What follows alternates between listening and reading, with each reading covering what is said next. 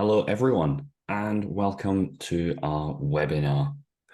Today, we're going to be talking about the AI butterfly effect, what that is and what that means for customer experience and employee experience alike. I'm joined today by three guests. If anyone here has viewed my podcast, and if they haven't, you should go and like and subscribe. But if anyone here has listened to my podcast at all, you'll know that I generally don't like to do introductions for other people. It always feels a little bit forced and just a little bit fake when they're actually here in the room with me, or figuratively speaking, here online with me. So I would like to introduce first and foremost, Ben Booth. Hi, Ben. Hi, Sean. Ironically, I don't like introducing myself either. So I'm Ben Booth. I am the CEO of Max Contacts. That's final. Excellent. Thank you very much. I'm also joined today by Matt Yates. Hi, Matt. Are you okay to introduce yourself, please? Yeah, good afternoon, Sean. Matt Yates. I work as VP of Engineering here at Max Contact, working closely with Sean and Ben, and looking forward to the session this afternoon. Excellent. Thank you. I realize that I've not actually introduced myself yet. I'm a product owner at Max Contact. There's a great start.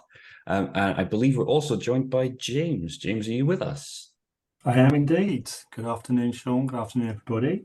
So yes, I'm James Revell. So I'm currently the Director of Contact Solutions at Whistle. So Whistle, amongst many other things, the Contact Solutions part is effectively a BPO based in the UK. And prior to that, I was the Director of International Contact Centres for Air France KLM. Excellent. Thank you very much. Glad to have everyone here. Really looking forward to today's conversation. For anyone who knows me, I have a huge fascination with all things AI, machine learning. It's an area of huge interest to me, and it has been for quite a long time. How did we get here, though? That's what we're going to be talking about today, and what does that mean with where we've come? So if we think about what we mean when we talk about the AI butterfly effect, if we think where we were last year or even in January of this year, most people didn't know about things like ChatGPT. And then, of course, the Microsoft integrations that have happened with the work they're doing with AI, with Google Bard. And actually, there's this huge fascination. So from that initial inception point of artificial intelligence through ChatGPT, with all of the bells and whistles that have been brought since then, we're now in a position where there's been this explosion of interest in artificial intelligence and machine learning and what that means for this particular industry. So what we're going to be talking about today is that explosion and what that means for the industry as we stand and what it looks like as we move forward into the future. It's worth pointing out some stats to begin with. And according to one report I read, worldwide spending on conversational AI technology in the customer service centers from 2023 is expected to increase by 16% from 2022. Now, that doesn't sound like an enormous percentage growth, but that's just this year expectation, and it still accounts for $18.6 billion. And that's seriously significant. So let's start about talking around the customer experience in the contact center. I'm going to come to yourself first on this one, Ben. What does AI mean for customer experience? Easy, everyone in me first. James run the introduction round, by the way. It was definitely the best one. It's a mixed bag. There is definitely, always has in as we move forward with technology improvements in overall customer experience, but also agent and business efficiencies. And a lot of it comes down to now how you can use the technologies in the right instances. For what we generally expect, I used to call it the iPhone effect. You have this expectation that when you speak to an agent, they've got all your history there, you know why you contacted them before, etc. Actually, in reality, that's not usually the case, especially for voice interactions, because how do you summarize a voice call? Well, you couldn't do that originally. Now you can. An agent can have a call summary in 5 or 6 bullet points, so can look at why you previously called.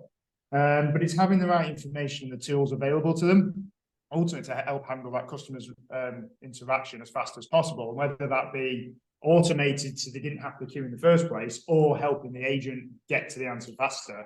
That is the customer experience we're all aiming for. And those tools are now available and readily available and getting better and better. And as you've said, this isn't new, this technology. This technology has been around a long time. It's just maturing to the point where it's getting new use cases. I think that's a really good point, Ben, that, you know, within the contact center industry, we've heard a lot of the features that are being discussed now compared to, you know, some of the features that we've got now. I think the difference is that where the technology started to get to a point whereby it's simplifying that process and it's more adaptable and it's more reliable in terms of it doesn't have to be explicitly done. Matt, from your point of view, I know that we've been, you know, talking a lot about AI ourselves. What's your take on the impact of it in customer experience? Sure. So thanks, Sean. So I like to think about it not necessarily from a contact center perspective, but as a consumer myself.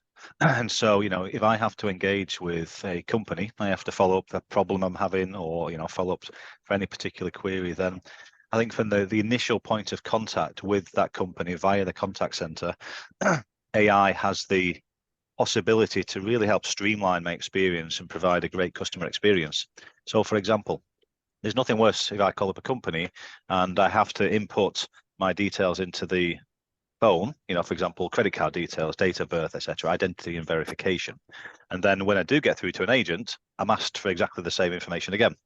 It's really frustrating, right? So much better experience is if I contact a contact center, particular company about a problem, I'm prompted to provide my identity and verification, not via touch phone, but via my voice. So my voice is transcribed real time, I and V is completed, and then I'm asked about what's the reason for my call. And I give them a nice simple explanation. For example, I'm calling today about a billing inquiry. I tried to pay a bill online last week and I was unsuccessful. AI can help understand the intent behind my question, and it can do two or many more things. One thing it can do is route me through to the appropriate agent, the appropriate team to handle my query. So I can get fast tracked through to the agents to help solve my problem. Another opportunity is, because I'm the caller, I want my call resolved in as short a time as possible. I just literally want to get off the phone, happy that my query has been resolved. I could, and this is more advanced, be speaking to an AI voice bot, and with my query being relatively simple in nature, they could actually understand the intent, do a lookup into the CRM system, into the banking system, and give me some useful information as to why I maybe had that problem in the first place. So within a minute, 90 seconds, I'm approaching resolution of my problem rather than long wait times on calls, waiting to get through to a real-time agent. And that's one thing. Don't know what you think about that one, Sean. Is that something that resonates with yourself? Yeah, very much so, particularly with the ability to simply speak to a system and have it understand your intent and route you to an agent. It was one of the things I always remembered sat heavily on me was I read a report that talked about IVR systems. I've always had a personal bugbear with IVR systems. The report stated and demonstrated that within any given IVR system, a new customer, if they're forced to step through more than 3 options, the drop-off rate is massive. And actually, if you get to 4 or 5 options, very few customers have the patience to go through that. So instead, if you could somehow combine those two things, so you've got, you know, one initial gate, which is, you know, is it sales, is it service, whatever, and then, okay, what's the nature of your inquiry? That's a much more organic way to interact with a system. James, I'm conscious that we've not heard from you yet. What's your take on this from kind of the operational side? Yeah, well, I think for once with AI, and it's been there for a long time. It's just, as you say, with the widespread knowledge of ChatGPT being there, I think people have dug a little bit and realize what the potential is. And here, I think critically, we are talking about potential. And from a consumer of these kinds of services, both as a professional and also for personal use, I think really it's quite exciting to have 3 of the holy grails in terms of what you want to do with customer service through chatbots, personalization, sentiment analysis, predictive analysis, all of these different things which come under the AI umbrella, you can effectively achieve things that we've been looking to do really easily as possible for a long time. So that's reducing customer effort, ensuring that there's accessibility throughout the widest span of hours, and providing personalization. AI can do that, and we can see it does have the potential to do it. I think the big question is currently, can we say with confidence that we're at the stage where everyone can deliver that consistently? And I don't think we are there yet, and I'm sure that we'll discuss that a little bit further on. It is that potential to be able to do that, which I think is really exciting. And it's that question of where do we find that sweet spot, just in terms of where AI finishes and human interactions begin as well. And I think, and if you look, and it's quite unfortunate that this is, or fortunate, maybe a good opportunity, this has come post-COVID and crisis and everything that's come after that. It's a great opportunity on the back of crisis to introduce innovation. Indeed, that the crisis is the locomotive of innovation in a way. So this is a great opportunity to really solve a lot of these problems we've been trying to solve for years with this potential silver bullet. However, because it's this silver bullet and this a panacea, or at least potential, I think that's a bit of an albatross around its neck currently. So I think there's a lot on this over the next couple of years just to ensure that it does fulfill its potential, and we don't go down the way where the naysayers and maybe the Luddites, we want to write something saying, well, no, this isn't going to work for X, Y, and Z reason. We have to ensure that it is a success for people to actually grasp that, because I think we've got quite a few AI skeptics out there at the moment that we have to win over.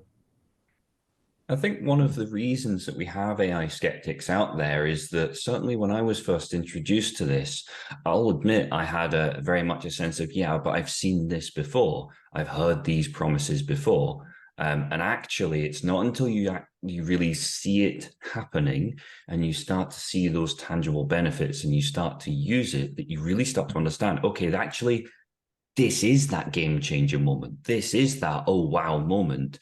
And it's getting it to a point now where, in spite of some of the initial reservations, there's huge potential there. I guess I'm going to circle back around and come back to you on this one, James, before I bring everyone else in for this. You touched on it, and I'm going to ask the direct question. What's the risk specifically to customer experience with the overuse of artificial intelligence, or if you get that wrong? Yeah, indeed. I mean, I think there are some risks there as well. I think just in terms of the data that we're mining into as well, how it's used, what we're using, and I think we'll come on to later. I think it may be legislation to help govern that slightly. I think that we also have to ensure that we have oversight of what is going out. Okay, AI is brilliant, and I think in its most human form, and where it is most like humans, is if it doesn't know, it will make it up. So I think it's learned from humans really well as far as that's concerned. But then there's other things in there as well, which we're more mindful of, just in terms of society now. It's about unconscious bias in terms of answers that are coming back, in terms of compliance, security of information and data, and what are these things which really can turn people off terminally of AI. If we don't get those three main fundamental principles done, the rest of it is great. But I think if we can't offer people protections that we're doing it right in those three areas, then we're not going to win over the naysayers and the skeptics. And I think we can see, obviously, data is the life force of AI, and I think data drives a lot of the skepticism, and we've seen that through things such as Cambridge Analytica, theft of data and things like that. That has probably fueled a lot of the skepticism, and now we have a whole new set of tools which play and manipulate that and can be misused perhaps. So I think that is something that we're going to have to ensure that we can control and give confidence to people that we can effectively use this within customer service effectively. Thank you. Yeah, really great points there. Before I bring in Ben and Matt on this same kind of aspect, I do want to point out, now that people will have joined and everyone's up to speed, we do have a section for questions and comments. We will be handling some questions and fielding some questions with time we have allocated to the end. So throughout the course of this conversation, please do drop any questions. There's no such thing as stupid questions. Please, get involved, and we'll do everything we can to answer all of those at the end. Any we don't answer, we'll follow up with offline. We can't guarantee there's nothing such as a stupid answer, though. Yes, absolutely. Yeah, we make no such promise. we guarantee nothing apart from that. We won't think any question's stupid. We can't guarantee how you'll feel about the answers. So I guess passing over to kind of Ben and Matt on that then, in terms of the risk to customer service with the overuse of AI, and I'll add to this, saying I was reading another report that found that over 2/3 of customers won't engage with a company's automated chatbot again if they have just one negative experience. And I don't want to anchor it too much, but I think it's important to bear those sorts of things in mind when we have these conversations. Yeah, I mean, I'll touch on Matt made perfect example, because I've been through two recently. One, the card details, to a very big tax in the UK, and both, and one for a physio, and they're all, to be honest, awful experiences.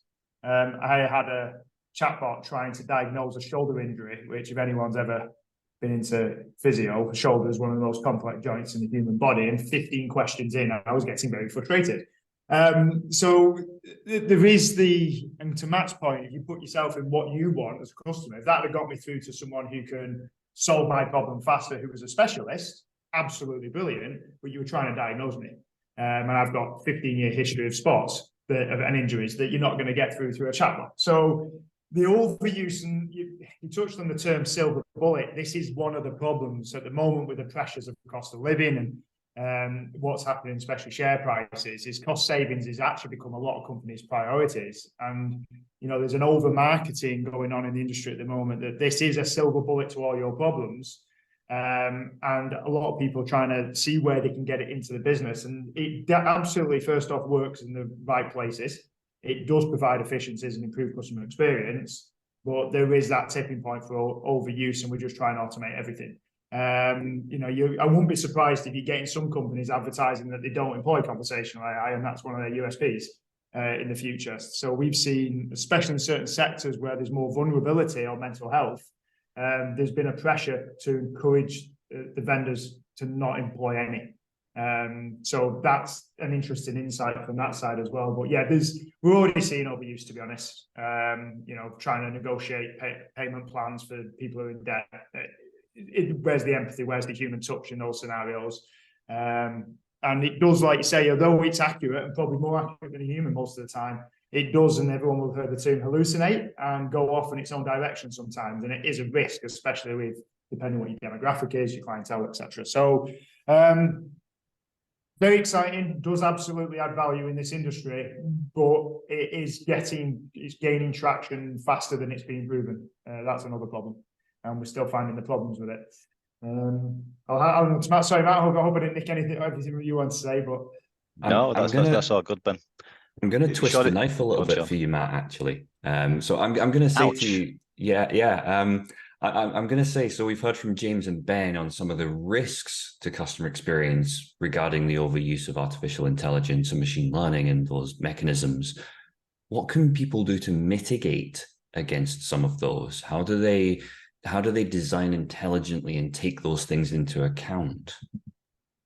So I think from a vendor standpoint, so as a company developing AI-based solutions, for example, for the contact center, I think there's a responsibility on the vendor to have the right quality processes in place internally. So before they make available any AI-driven capabilities in their products or services, that they have gone through an appropriate level of quality checking internally.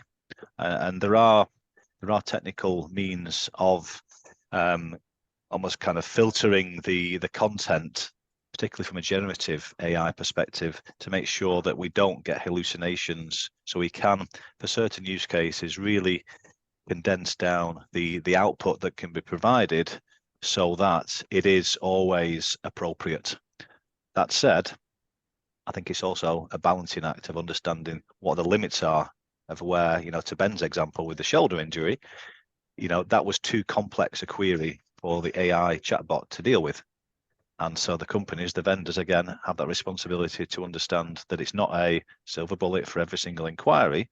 There are some simple, frequent inquiries that it may work really well for. There are others that you still need that advanced capability and understanding and empathy that only a human can provide. And so I think it's a real balancing act, and it comes back to the ISV, the vendor having the right quality processes in place. Because, again, I think it was to your point, Sean, we live in a world where we all have really high expectations of an application we install, a service we receive, the delivery from Amazon arriving tomorrow. And when those expectations aren't achieved, we're not happy about it. And so companies have that responsibility to make sure that whatever services they put out there are of the right quality, and that we're not putting out there generative AI that's hallucinating and taking people down a wrong path, particularly for potentially, serious high impact items like medical diagnosis. So I think when we do start to see AI come into the medical world, it will be very highly regulated. And I think the regulation will partly take the form of making sure there's the quality processes in place, demonstrable quality processes in place to prevent such misdiagnosis and hallucinations having a real tangible impact on us as humans. I'm gonna divert just ever so slightly for just a moment to highlight exactly what Matt's just mentioned. And this was dating back sometime to when Tesla first introduced their automated driving. And I remember seeing a number of articles around that time that a lot of these companies were actually spending a huge amount of resource talking to professional people who had studied philosophy and ethics and morality, because it became challenging in terms of, unfortunately, tragically, we've seen this happen along the journey. But what happens if, while automated driving and AI driving is happening, and there is some sort of incident? So we know some of the consequences of machine learning and AI can go wrong, does go wrong. We'll come on to this topic a little bit more in a little while, but for now, I want to reference back to what we began to touch on in our first question. So we were talking about the impact to customer experience. Let's talk a little bit around the impact to the frontline staff. Matt, I'll come straight back to you on this one. Where can AI make the biggest impact to the frontline staff, and what does that look like? Great question. So I think in terms of frontline staff, I think there's a lot of opportunity to help the frontline staff be more effective in the roles, and to onboard faster as well. So if I'm new into a contact center, I'm a brand new employee, AI can help me get up to speed in my role faster. So I don't necessarily need to learn all the knowledge required to be able to answer the majority of queries I'm likely to receive if it's an inbound-based contact center. Through AI, we can have the large language models understanding the topic of the conversation and actually providing suggestive next steps to me as the agent. So I can actually be presented with real-time knowledge appropriate to the conversation that I can then use to continue the conversation to a successful outcome with the consumer. That's one particular example. One example we're seeing a lot is, there's a tedious admin task after a lot of calls whereby you need to type up case notes and include them in the CRM system. AI can really help there, because straight after the call completes, you've got the transcript, and we can run that through a large language model and generate a nice, succinct summary of the call, which the agent can then literally just scan through, make a few adjustments if required, hit save, and what was previously taking a minute, 2 minutes is now taking less than a minute to do on a frequent basis. And because that's a task I'm doing 30, 40 times a day, that's a big time saving, and it makes my job as an agent a lot easier as well. And not only during that analysis of the transcript can you do the summary, we could also do things like identify the topic. So we can tag that call with the particular topic, which then creates insights for the contact center itself to better understand what's happening across their calls on a particular day, or even then starting to look back on a trend basis over the last week, the last month, see how the types of calls are potentially changing over time. And so I think, yeah, for the agent, it's really exciting, and I think we should be viewing it as an opportunity to offload some of those more menial admin tasks to the AI helper, so that I can focus on giving the best level of customer service possible to my consumers. Yeah, that makes sense. I remember reading in another report that 80% of customer inquiries can be handled with only about 20% of an expert level user knowledge. It's that 80-20 principle, but kind of flipped on its head, which I find really interesting. I'm going to come on to you next, Ben, on this one in terms of let's talk about some of the non-frontline staff, because I know you talked about presenting the right information at the right time, having the customer's history present, the call summaries. What about the non-frontline staff? Sorry, what do you mean by that? So the support staff, the managers, the administrators, those sorts of staff levels. Yeah, one of the areas I actually see excitement coming for this is that running of the contact center. In the data itself, I mean, you'll get to the point, and I haven't seen anyone do this yet, where there's so much data in contact centers. It's getting more and more. It's becoming quite untrue. But you go into a contact center and say, my interactions went up a third this month. How do you find out why? You still have to go and review the interactions to see what it was. So that generative AI does actually come in at a management level where you can eventually be able to ask the question, why did my interactions go up by 30%? And it will provide you with the answers. Can you tell me who my lowest performing agents are based on these criteria? You get the answers fed back to you. So information and data and the way we interact with products in the future, I think will change. I do. I think it's a bit further off because at the moment everyone's focusing in one key area, which is efficiencies and self-serve and digital deflection, but actually it'll move into the next area, which is data insights. And some industries are already doing this, by the way. Security, cybersecurity, compliance are already at the front runners. So the idea there is you get a lower level engineer who can literally ask what the problem is. It tells it, who to escalate it to, because it's told them where the issue is and what they've seen as an alert. So it's not that it's not happening, it's just not filtered fully into our sector. And it's just examples like that we're going to see start coming in and spreading through. And that actually is where I see the excitement. Everyone's trying to do similar things right now, but actually it's the new things we're going to do that people aren't talking about where I see real excitement in this area. Yeah, no, I agree. And I think some of the use cases when we talk about the back end side of things are particularly, really obvious. I know that QA is the one that's the standard for everyone to discuss, but I think it is important that we start broadening out the potential of what that could look like. Many examples could be given around, we've had a good day in the contact center. Why? Being able to answer that question truly would be huge. And why we had a bad day. What can we do differently tomorrow? These are big, complex questions. The frustration has always been the data is always there, but it's always been feeling like finding a needle in a haystack. And you can spend an awful lot of time to find, okay, this thing is happening. James, I'm going to cycle around to yourself on this one. Are there any kind of key areas that you would either reiterate or that we've not touched on that you think are significant? I think I'd agree with Matt there as well. I think there is always this symmetry between customer and colleague experience, and I think it cycles back to that ease of use from a tooling perspective, that effort or lack thereof, which is required to get what you want. And if I do listenings with my colleagues in the front line, and this has been true over many years, depending on the complexity of the client as well, accessing that information, you say, which is like finding a needle in a haystack sometimes, that detracts from the skills of our people, the skill sets, the things really bringing added value from a human perspective. And from a customer perspective, as already said, obviously that's taking up their time and it's increasing their amount of effort to get that. But having the right data and those choices available for our people in the front line easily, rather than having to search and really rely on their memories and their experiences to be able to try and find that, for them to then be able to translate that into an engaging human experience. I think there you've got the best of both worlds.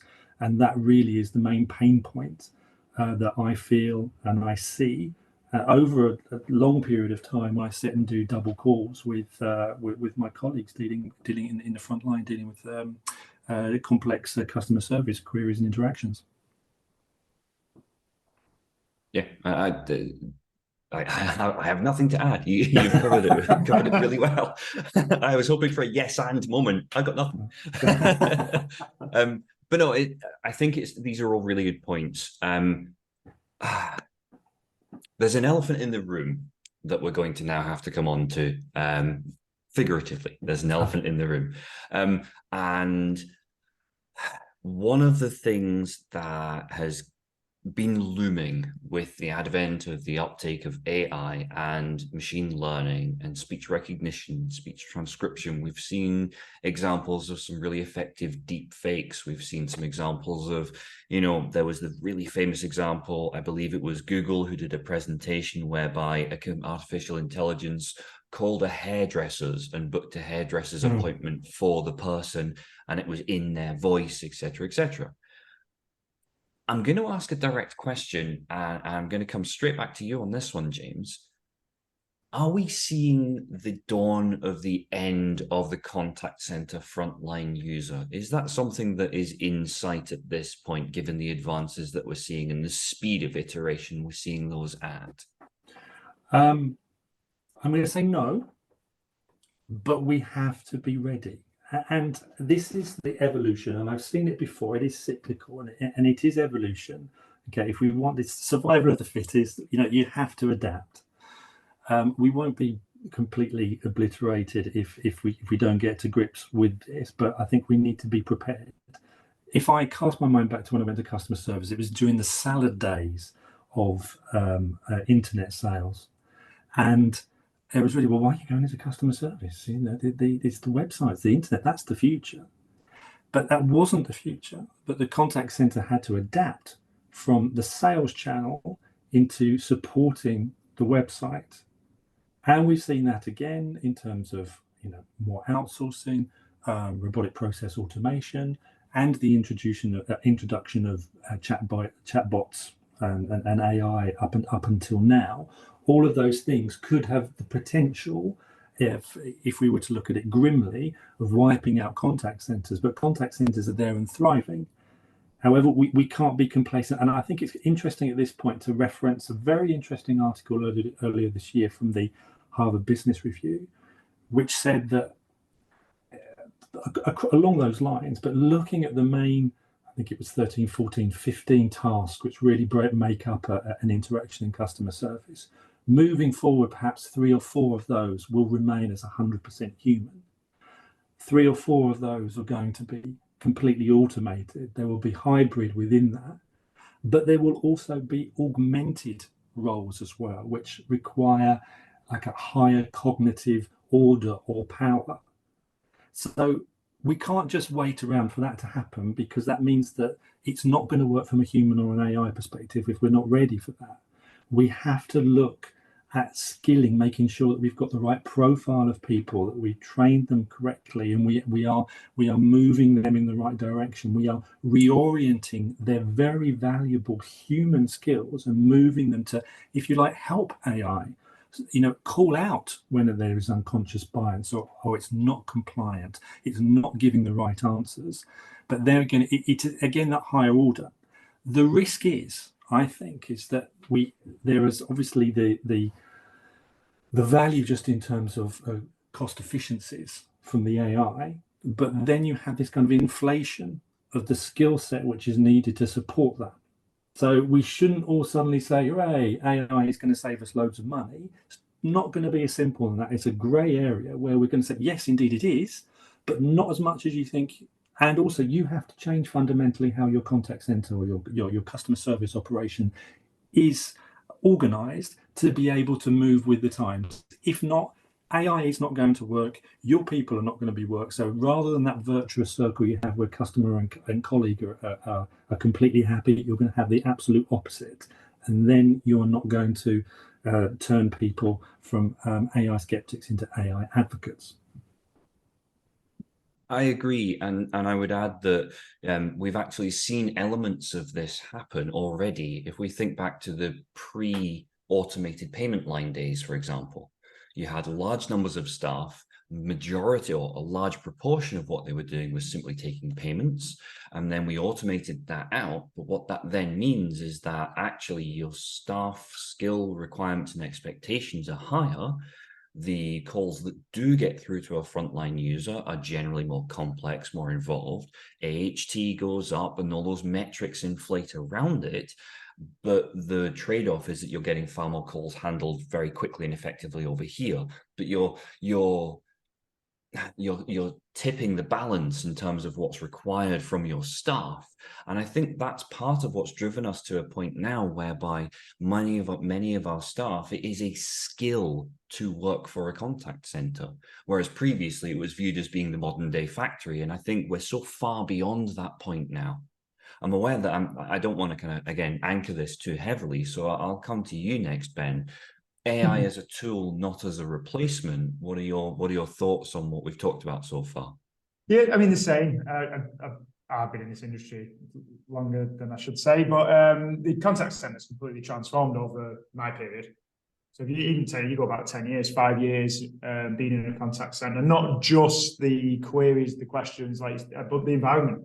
You know, the actual working conditions, they became a bit of a front line. If you have a problem, you go through to a contact center, whichever way you look at it. They're there to help you solve your issue, no matter what it is. So I spoke to a bank recently, HMRC and physio, and all three I ended up with the contact center to help me solve my problem. So the skill level is going up. There is a bit of the getting rid of all the repetitive tasks. That is an agreement, but like in my experience when I came through on support, is once you get rid of all the easy tasks, then you're only left with all the hard ones, and you don't get a break. It's a tougher day. When I got to third line, I only ever got the issues no one else could fix. Well, we're doing that to the contact centers as well. They're getting the issues that no one can automate, which means there's on the contact centers themselves, then more training needs to be provided. More tools need to be available so they can solve these problems. And this is where I think the technology can come in. Like you're seeing co-pilots and assistance tools. You're seeing almost creating a virtual agent for onboarding. So when you're onboarding someone, you can play dummy calls off with each other. And then that can provide feedback to the agent and what they did well, what they can improve on. And micro coaching and all these new terms are coming in where I can micro coach you after every 10th call or something, provide you positive feedback as well. You handled that really well done.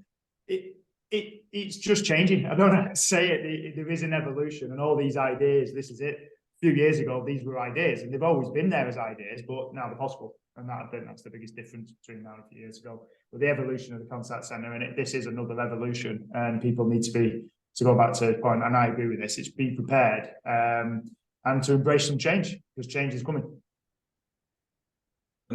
Matt, so as we consider that, and we think about what Ben's just said in terms of a couple of years ago, these were amazing ideas, but they weren't tangible, whereas now they're much more tangible. What do we make and how do we consider that acceleration of the ability of AI and machine learning? What does that paint for the future? Ooh, a broad topic. I think just as a quick add-on to the previous discussion. So, obviously I work for Max Contact, which means I have, the pleasure of going out visiting clients from time to time. And whenever I go into a contact center, I was in one this week, and I'm always amazed at the skill level of the agents. And by that skill, I mean the communication skills of the agents. Compared to, for example, working internally here within a very technical team, you're working in a team in a contact center that is very, outgoing. They're dealing with calls, they're dealing with difficult calls sometimes. And so just wanted to make a note of that I think the communication, those real kind of soft human skills, communication, empathy, the ability to, share emotion, understand emotion, I think that can't really be replaced by AI. And I think that's one of the core strengths of us being humans, to be honest. So I think, offloading some of the more kind of menial task-based aspects of the role, I think can only be a good thing, because then they can focus on their strengths in the contact center, providing a great customer service and helping resolve the calls that they're receiving in, or the emails or the web chats that they're receiving in. And I think that then leads into, you talked about the future. I think that then leads into well-being. So if we are then in a world where, the agents are dealing with more complex, potentially higher impact calls that are more demanding in nature to deal with, then AI can help them with that as well. So for example, we think about employee well-being, through the analysis of your, like Ben called out, for example, the last 10 calls, you can identify micro-coaching opportunities. We could also identify that potentially, hey, Sean, you've been on 10 tough calls over the last 2 hours. Take a break, take not just a 5-minute break, take a half-hour break, go out the building, go out of your home, go and have a walk for half an hour and come back, and you'll continue, obviously doing the great job that you've been doing so far. But we can see, based upon, slight, potentially a raising tone of voice, or the language being used, or the, the lengths of the call increasing, or the amount of crosstalk increasing, for example, these key indicators that, you're starting to feel the impact of dealing with these challenging calls. And so, the well-being aspect, I think, is an area that I don't see a lot of development in right now, but I think will be necessary as we go forward. And just this morning, in fact, I was listening to AI-based podcasts, and there's one talking about one of the latest AI developments which can detect tiredness. So you can imagine, that feeding into the contact center as well. So as well as looking at the, the calls that you've been handling, there's a visual camera on your laptop and it can detect tiredness as well. So it's, hey, Sean, I can see that, you're looking a little bit tired. You might want to take a break, or consider seeing if you can finish early today and maybe do a slightly longer shift tomorrow, for example. So I think, yeah, the well-being aspect is one that we've touched on a little bit over the last 3 to 5 years. I think we'll see more and more in the future a focus on employee well-being, and AI again can help with that for sure. Yeah, great points. Thank you for that, and apologies for the very broad question to tee you up for that. No, it's great. No. Okay, I'm going to move on to you here, James, and I'm going to I'll own this. I am absolutely going to anchor this. In terms of the legal frameworks in place relating to AI and artificial intelligence, customers and indeed staff. Right now, if I contact someone in a contact center, I have, as a customer, I have no legal recourse to say, I don't want you to use my data for any artificial intelligence purposes or machine learning. Now, I'll quote, the House of Lords states that UK laws, regulators and courts already address some of the emerging risks posed by AI technologies. However, they do concede that while AI is currently regulated through existing legal frameworks like financial services regulation, some AI risks have arisen and will arise across or in the gaps between existing regulatory remits. Through that lens, is there a need to express or utilize caution when it comes to AI and artificial intelligence within our industry specifically? Who did you go to? James, I think you're muted there. James. I think we've lost your audio, James. You want me to jump in? Yeah, if you can jump in on that one, Ben, while James has a quick look at his audio, if possible. Yeah, there's more. I mean, there's multiple for me on regulations and also societal impacts as well. It's great automating, but we have jobs as well that in the society. There is some regulation changes being discussed. No one knows what will happen, being honest.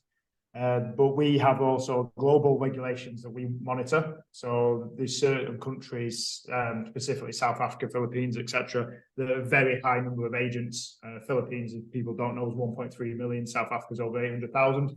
They've built economies on contact center agents, and automating away jobs obviously has a massive impact, and regulation changes could easily come in. So it's being monitored. I don't think, it's like anything. It's getting compared to factories being automated with machines. It is an evolution. It's coming. But there could be some regulation specifically around data and use of data, especially and opting in and opting out and how it's used. I could see changes coming there, definitely, yeah. Excellent. Before we carry on, I'm just going to go back to you, James. Have we got you back? I could do a good James impression, actually, if you hadn't noticed. We're very similar. Yeah, I'll just change my shirt and we're good. Hi, James. Have we got you back? By the way, I'm trying to get to all the questions that people are asking as fast as I can, but when I'm talking, there will be a pause. Excellent. No, thank you. I think we've got James back just in time. Seriously, that was a webinar nightmare. Suddenly, the Wi-Fi signal starts going. Apologies. So apologies if I repeat what Ben was saying. But yeah, so basically, I think that in broader terms, yeah, definitely there is need for legislation. The issue that I mean, the convergence of AI and the data. I mean, it took ages for the GDPR legislation to be put in, Yeah. and I think what we're seeing is that technology is running a lot faster than process and legislation can catch up with. And you're seeing that now with, I think, actors, for example, that they're asking to be remunerated in a different way because of the introduction of AI. Very similar to when streaming services came along and artists were looking at being remunerated in different ways. Just to say that the technology, the provision of service has moved on in such a way that we really, catching up from a legislative perspective is going to be hard. There is a need for unified legislation. I think we have, because there's the global reach of AI. It needs all powers to come together and really unify and create some joined up legislation on this. I think because of the fragmented way that the world is working currently, I'm not quite sure if we are going to get that, but we really need the kind of AI version of GDPR to come in. I mean, it's not to kill off the ease of it, but to ensure that it is always at the top of our minds when we're implementing. The risks are always at the top of our mind when we're implementing in AI, just in the same way that GDPR is make sure that we're completely sensitive to data information when we're dealing with data. So yes, but I have a funny feeling that with obviously AI is going to continue to evolve. And then we have to be just as reactive or even proactive when it comes to that legislation. It has to be fairly fluid to make sure that we can keep up with that. So I think it's going to continue to cause us problems moving forward. Yeah. Excellent. Thank you for that. And I think it highlights that it's one of the challenges whenever you go through that explosion, when there is that moment. In evolutionary terms, it's our Burgess Shale moment that we're going through at the moment. Burgess Shale was back in evolutionary terms. There was this huge explosion of species and there's just loads there, but then there was this kind of cut off after that. But from my point of view, I think it's a really interesting time. And as you've said, we're moving faster than perhaps necessarily the legal framework can possibly keep up with.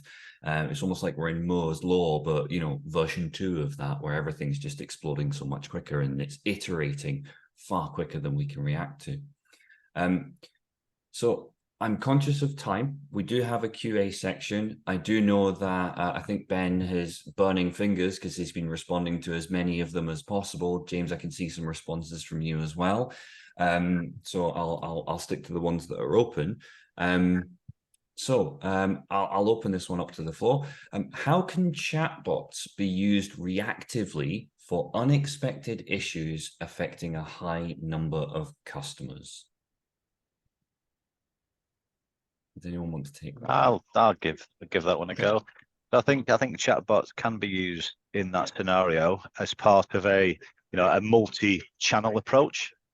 So there is a severe issue, then you want to be able to communicate that and have your customers be able to understand the problem as easily as possible. Now, we all communicate in different ways. So website, you'd update your website if you've got a website. A chatbot, yes, you could, add some information into the chatbot so that it communicates straight away. Yes, we are aware there's an outstanding problem at this time. Please bear with us while we get back to normal service, for example. And you probably do the same via the telephone lines as well. So making sure your frontline telephone staff are manned with that information so that when the calls come in, they can respond, or even add it into the IVR, so it's actually front and center as soon as you call up. Yes, we are aware of that as a problem. So I think a multi-channel approach, of which chatbot would be one of those channels. Yeah, that's becoming a bigger thing now. It's the old technology. You used to have a chatbot. You used to have, they were separate, disparate systems. Now it's one engine that controls them all. So you update it in one place, and it almost can be provided across all channels is the way it's going. Like I say, even to the agents and how to deal with the issues that's through to them. And social as well, on X, for example. X, still swear. Sorry, I didn't realize these questions are what you're going to ask us. You can use some of the answers as well in case there's the answers to one, and then it can go to everyone. Well, there's one that I want to touch on. I'm posing this one directly to Ben. What are Max Contact doing to accelerate development of AI in the product? Oh, thanks, Sean. No, we don't usually do this. I think these webinars should stay impartial about the industry.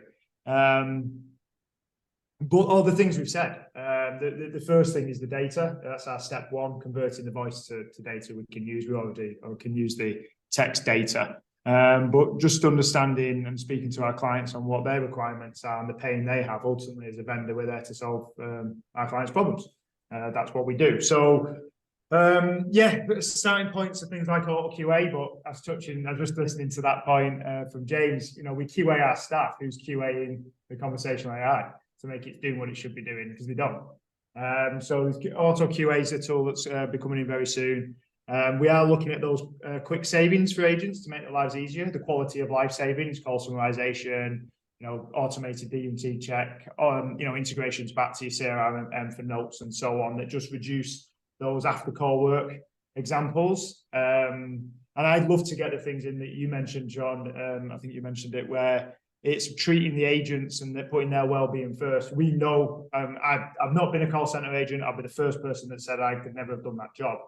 My closest I got was working on support for Max, and it was, if you only ever get called when someone's got a problem or wants an answer to something. So if you've had lots of interactions back to back, then I do think we have a bit of a duty of care to say, take a break, provide some feedback, or even put them in, it'd be great going forward. You put them in a chat room with the manager or someone so they can have a chat. Those type of features above and beyond are what excite me more. And then, just taking it from there, but it'll be listening to our clients, understanding their challenges and seeing how we can provide solutions to those problems ultimately. Yep. We've got a question here concerning frontline staff. Do you have examples on how you can use AI for coaching, for example, for sales? Would anyone like to take that one? I can offer some insight on that one, perhaps. You go first, and I'll go if you want to go. So one of the things that I really like about what we're moving towards now is that with the ability to identify sentiment and being able to look out for specific items, particularly depending on what, for example, the technical capabilities are, you've got the words that were said, the timestamp in which they actually occurred, and you've also got things like pitch, tone, and sentiment. And using those things collectively, you're able to start understanding things such as, for example, hesitancy. You can understand filler words like I've just done. And you can coach people in a way that allows you to start moving them towards good. And the really, really interesting thing from my point of view is if you take calls from your best sales staff and you run them through this process, you can utilize that process to say, one, here's what's really good about this. These are really good calls. Tell me what the common things and themes are between them. And two, you can then standardize that and say, everybody else, here are some of the things that make our really successful calls really successful. And that way, this is what, for example, what Ben mentioned earlier on with the micro coaching. If someone is having a habit of using too many filler words, for example, you may be able to get a dynamic system that begins feeding that back. Now, that may be a little bit further down the line, but I think those are just some of the things that you can do that allow us to, even word choices, you can bring NLP into it and start to say, I know that, for example, the enthusiasm with which person X says this thing has an effect on people that they speak to. Therefore, you can learn what those influences and inflections are and start to share that information. And you can do that at an aggregate level if you have a system that allows you to feed through multiple calls and aggregate that data together and then provide feedback on a collection of calls. Those sorts of things I think can make a huge difference that allow you to leverage things in a scale that isn't possible in the same way at a QA human element area. I think that at that point, you've got a lot of bias that begins to creep in. If you can do it in the right way and achieve it in the right way, I think that's a huge opportunity there. I'll cede the floor to anyone else who wants to come in on the back of that one. Yeah, no, it's the same for me. And then that actually, it's a similar thing for feeding into training and onboarding. It's the same approach. I mean, you go into most contact, especially in sales contact centers. If I said your best 10, you bet your top 10% of the agents, why they're your best, most people don't know. They just are. They're good, right? Yeah, absolutely. I agree. James, from your point of view, I'm conscious that we're coming to our last couple of minutes. I just want to kind of get some kind of final thoughts, if you will, from everyone. Based on the conversation we've had today, excited about the future of AI, machine learning, and where it's going. How do you summarize how you feel about AI, positive, negative, neutral, whatever that case may be? Sure. Well, I think over the past 12 months, if I chart the evolution for me from AI, was mega skeptic, slightly scared, watched too much science fiction as a kid. So to really a convert and using AI in my daily life. And I don't think we realize how much we use it already. So again, it is just an evolution, but it's something that we have to prepare for, and we have to be mindful of how that is going to impact us. And it's not in an apocryphal way, by any way, shape or form. It's just what are those incremental changes that are going to happen, and how do we adapt to them within a customer service environment? How do we prepare our staff for them? And it's really important to ensure that our colleagues go with us on this journey, because they have that amazing insight from being in the front line, and they will be able to help us with that. If I look back at the most nourishing integration of AI, it was a few years ago with a chatbot, where the provider came in and they spent an awful lot of time with the frontline teams to try and work out what the best way of doing this.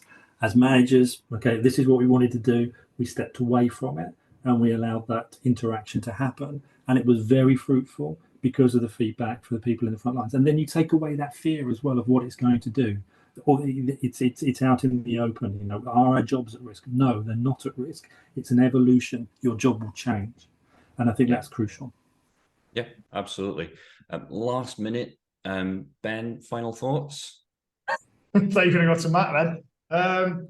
No, look, it's an interesting sector. It's an interesting. We're at the forefront. I will say, across all the industries of people I know and companies they own, the contact center is at the forefront of using this technology in meaningful ways. Be a bit skeptical of everyone who's suddenly built this all singing, all dancing AI co-pilot, and they've done it that fast. Going back to Matt's point, it has to be secure. We're using people's data, and we have to just be mindful of that. There's a lot of companies out there saying they've built AI tools, and knowing how fast you can build things in development, I'll tell you now they haven't. So it's just been, and do it in the right way. It is taking, like you've just said with the chatbots there involving the agents, it's if you say you were building in a conversational AI tool, for example, the first thing everyone's going to think is, oh my God, am I losing my job? And then inevitably customer experience is going to drop regardless. It's take the company on the journey, explain what we're trying to achieve, and involve them in the process as well, because ultimately the agents have all the answers. You think you do, but the amount of implementations I used to do in my career, where I do exactly what the management told me to implement, we go live and the agents will go, we don't do that anymore. They have the answers. Take them on the journey. They have the best insights. And it is going the evolution, regardless of regulation, requirements. This is an evolution. It is happening. And I think we're all learning, and we'll go on that journey together, hopefully. Excellent. Matt, final thought from yourself? Just what Ben said. No, I think yeah, you know, it's a fascinating topic. I think we're going to continue to see real advancements over the next few years. You know, and fast forward, let's say to 2030, I think we're still going to have, you know, contact centers. I think, you know, they're going to still be manned by humans, but AI will be a significant part of the contact center for sure. And we've got the opportunity in this industry to really, you know, lead the way in a responsible way as well, which is something that's dear to my heart. Yeah, excellent. And that feels we've run over by a minute. Apologies, everybody. Thank you very much. I'll take the opportunity to say thank you. Huge thanks to Ben, Matt, and James. Thank you ever so much for joining us today. Thank you to everyone who's joined us on the webinar today, watching, or if you're catching up on this after the fact, thank you very much for listening to our conversation. We look forward to engaging with everybody in the future. We covered all the QA questions, I believe. If there are any we've missed, we'll follow that up afterwards. And I believe the recording of this webinar will be shared via the usual channels afterwards. So thank you very much, everybody, and we will see you next time. Thank you. Thank you.